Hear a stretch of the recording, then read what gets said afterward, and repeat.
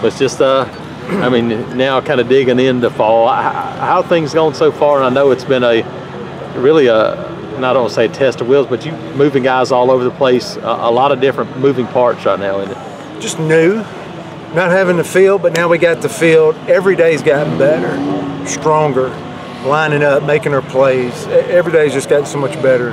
Getting all these new guys and new coaches situated.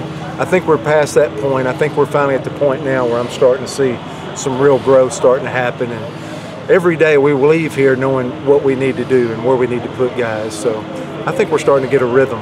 And between now and our last day of fall practice, we got to capture every one of these days. But I like the growth and the rhythm, the communication, and the comfort that I'm starting to see. I'm starting to see some young pitchers really settle in and starting to battle a little bit. Still got to get better, still got to do more, but there's no doubt I'm leaving the field every day feeling better about this team. Who's sort of caught your eye last week or so? Steven Williams has kind of been steady, and we're getting more catching out of him. It seems like all I'm talking about is his bat, but the catching's really starting to grow a little bit. Mike Rojas has probably had his last 2 days have been his best 2 days. I think he was the Silver Slugger and got another big hit today. So the last couple of days you've seen Mike Rojas. He's played fine the whole time, but kind of emerged the last couple of days and start playing really good baseball.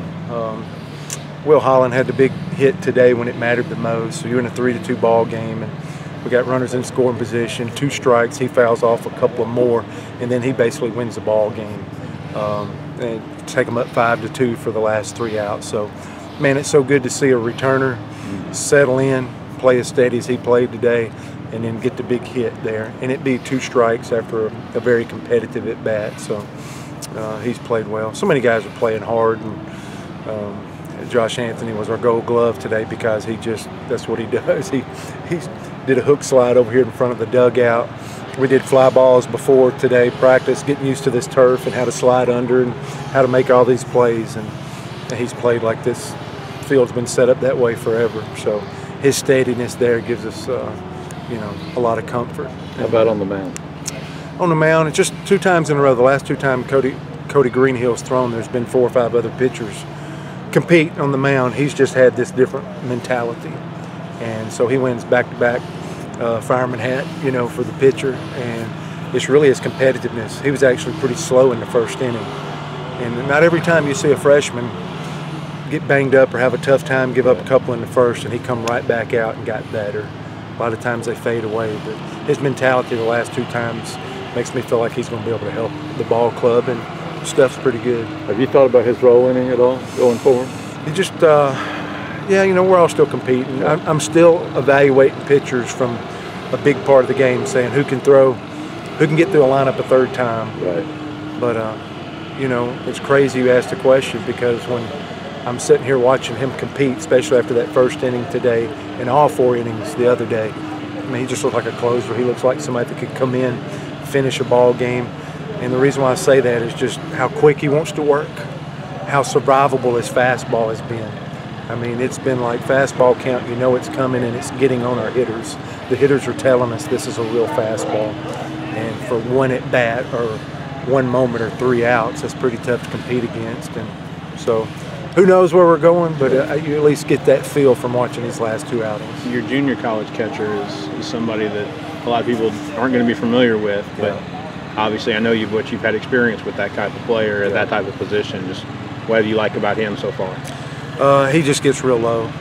That's the first thing old pitcher in me, seeing a catcher get really low, and whenever you hit the mitt, his glove goes nowhere. So it just gives you a ton of confidence as a pitcher that, you can stick a pitch and he's all over it. So he's received the ball as good or better than any of our guys in the catching corps. Played 3rd base today because we're catching, 2 guys a day, and then the next day we're catching the other 2 guys. And is it bad? He's ready 0-0. 0-0, and you throw a fastball right there, or you throw a pitch out over the plate, he's ready. And I think the 2 years of playing junior college has given him an advantage of he's got college at bats and he's ready to go, and he's kind of fearless. And when you got a great defensive catcher that's got a good arm that can throw runners out, that gives pitchers confidence. And then also to chip in and do something offensively because he's got a bunch of college at bats. he's probably exceeded my expectations thus far. And he was sort of a late addition. What mean, guy you had to go out and get? Yeah, we had a little more work to do there, and got him cleared there at the end of the summer. But he's been steady, and he had a knee surgery, and that made him a little bit slow to get going this fall. But it looks like he's really caught up with that. He's healthy now and really playing his best baseball right now. I know the catcher position is one that was really on your mind coming in. This start, has it helped to see all three of these guys stepping up right now? Yeah, I think all four of the guys could catch. I think Brett has done a phenomenal job. I think I mentioned to you, I think Stephen Williams is doing more than I anticipated. Mike Rojas is a guy that is the incumbent or the returner that knows what we're trying to do. And then Chase Hall caught today, and he just competes, tries to make the pitcher better. And I'm glad he's here because we've needed all four, especially to navigate a tough fall, playing 4 days a week, so that's helped. So, yeah, I'm always concerned about that because it's so important to pitching, but especially after losing Blake Logan, Damon Hacker. You lose two seniors, I don't care who you are or who you're bringing in, you're going to be not anxious, but you're really paying attention to try to figure out that position. Philosophically, Butch, are you okay with Gabe doing the hitting? You got a fielding guy and a base running guy, and now you got Steve as a pitching guy, and you just kind of oversee everything. Is that how you kind of envisioned it? I'm having fun. I don't know what that means really, but I really feel like I'm seeing everything. I feel like I got to really connect with Ryan Horter while he's pitching in a ball game today. So I felt like I played pitching coach. The infield work and individual defense, I was with Coach Nunemaker and the infielder, so I think I saw every guy get 20, 25 ground balls before the game started, so I felt like I got to interject there. We have our catchers line up and do the 3 plates and throw to every base every day, and I get to watch that throwing footwork. Steve, I'm really giving him time to connect with our pitchers, but I still feel like I'm really getting an opportunity to work a lot. Probably third on the hitting, to honestly answer that, because that's definitely what Gabe's wired to do.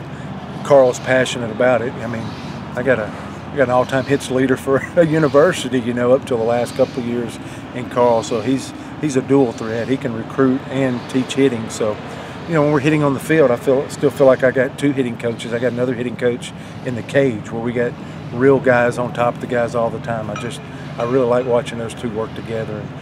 But Gabe's doing a great job. You see him right here in the third base dugout because he's talking pre-at-bat and post-at-bat, doing a great job of previewing before a guy walks up to the plate and then catching him on the way back. What do you got? What do you see? And I've really enjoyed hearing that conversation and how quickly, somebody that loves Auburn, somebody that's a really good man, somebody that had great success here, a man that played in the World Series, that there's some instant street cred, but there's also, once he starts communicating for, a couple of weeks here, I can see the guys are like, he knows what he's talking about, and I'm starting to see that connection for him, and that's exciting for me.